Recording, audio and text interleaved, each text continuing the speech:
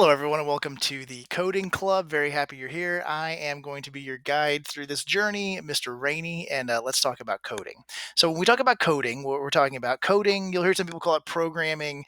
Some people will tell you those mean different things. For our purposes right now, coding, programming, same thing.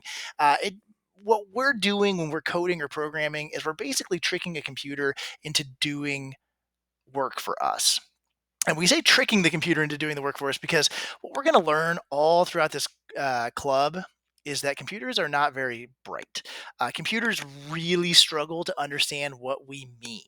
And so I'll show you some examples of how we trick computers into doing very complicated work for us, but we have to be so careful in how we ask the computer to do that work. Now, I'm going to give you an example here of making a computer do a bunch of work for us. And by the way, when we talk about a computer, there's something I want you to remember. A computer, if you think about that word computer, I hear the word compute. Compute means to like do math. And computers are basically machines that do math for us very quickly, and I mean like really quickly compared to humans. I'll give you an example. This right here is this kind of like mathematical game that this mathematician named Collatz came up with. He calls it the Collatz, or they call it the Collatz conjecture. You'll hear some people call it the hailstone sequence, and it's like this number game.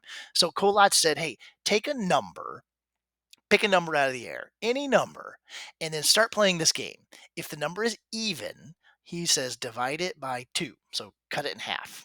If the number is odd, then he says take that number, multiply it by 3, and then add one more. You repeat that every single time until eventually you end up with the number 1. He says no matter what number you pick, you'll always end up at the number 1 if you play that game. And so, a super simple example would be like the number 15. And by the way, this is the simple example. He says, okay, take the number 15. If you start with 15, 15 ends with a 5. That's an odd number, right? Any number that ends in 1, 3, 5, 7, or 9 is odd. So he says, okay, odd number. Multiply 15 by 3 and then add one more. You end up with 46. Now take the number 46. He says, well, 46 is even. So if it's an even number, ends in 0, 2, 4, 6, or 8, divide it in 2, cut it in half. You end up with 23. 23, that's an odd number. Multiply it by 3 and add 1. You end up with 70. 70, even number. Take that and divide it in half because it's even. You get 35. Okay, now if you keep doing this, this kind of interesting thing happens.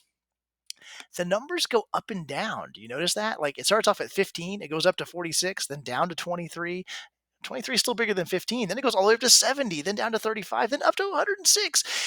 They call it the hailstone sequence because in a big storm, like this big thunderstorm that's, in this picture right here, you might have a drop of water. It starts off right here, and inside of that storm, there's like massive amounts of wind. And sometimes that wind will take those drops of water and blow them up into the storm, up so high that they start to get cold and start to freeze. And that wind, it might blow it up here until it starts to freeze and gets heavy, and then it drops. That heavy hailstone starts to drop back down. But then maybe some more big wind picks it up and knocks it back up even higher, where it gets even colder and it gets even heavier because more water, gets stuck on it and makes the hailstone even bigger, and then drops it back down. But then even more wind blows up higher, and then it drops it back down, and then even higher, right? Until eventually it falls all the way back to the ground as a big, massive hailstone. So what we see right here with these numbers going up and down and up and down and up and down, it's like how a hailstone forms. Now, if you notice right here in this example, this isn't even finished. This is just the number 40. And if I were to sit here and try and finish the hailstone sequence by hand, okay, so 40, well, that's an even number divided by 2, end up with 20. Okay, well, that was easy. Well, 20, okay, that's 20 divided by 2. It's an even number. You get 10. Okay, well, that's easy. 10, even number, divide by 2. Okay, you get 5. Uh-oh, it's an odd number. It's an odd number. That means it's going to go back up. Oh, geez, 5 times 3. Oh gosh, this is too much math. 15. I mean, math is great and all, but oh my gosh, it's just going to go on forever. Okay, if only there was something that could do all this math, all this computing for me. Oh, I have it. It's the computer that I'm using right now. Here, I'll show you. Okay, so over here, Let's get rid of all this nonsense for a second. Okay, this is a program. Now, this is written in a programming language called Python. We are not going to use Python right now. We're going to use Scratch, but I'm just showing you an example. This right here is the program. It's a fancy way of saying, hey, start with a number. If the number's even, divide it by 2. If it's odd, do that thing where we multiply 3 and add one more to it. Let's see what it does. I'm going to run the program.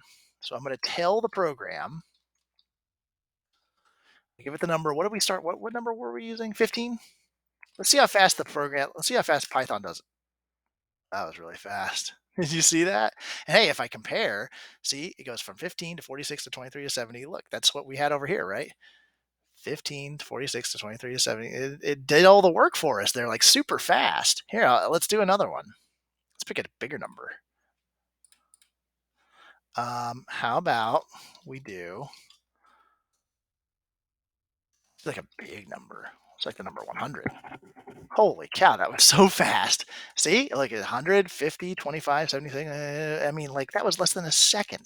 Here, let's do a real big one. Like number 5,000. I bet that's going to take a really long. I couldn't even finish the sentence. Are you kidding me? Okay. All right. You know what, computer? You're pretty fast at math, but let's see how you handle. I mean, I don't even know what that number is. There's no, this is going to like break the computer. There's no way it can finish it. Okay, that was pretty quick. I mean, look at that. Look at all the math it just did right there. Hey, you know what? Let's just really try and kill it. One more, and then we're gonna stop. Hailstone sequence. Here, I'll just put nines. I'm just gonna put a bunch of nines. I mean, nine's the biggest number, right? Okay, if this fries my computer, I'll just go on Amazon and buy another one because I'm a little worried that this might be too much. Nope, it totally did it. It took it a few seconds, but that was a lot of math. That's the kind of math that would have taken me. I mean, like I'm not even kidding, weeks, and I probably would have made stupid mistakes and like messed up after a while because I would have gotten tired and bored. Computer did it super fast. So this is the power of computing. This is the power of coding. In our class, we are not going to use Python. We're going to use Scratch. Scratch is going to be able to do a lot of the stuff that I just did in the class. I mean, we could do that whole thing in Scratch, but we're going to make games in Scratch. We're going to make projects in Scratch because that's fun, right? But when we talk about computing, we're talking about a machine that does math for us that's not very bright.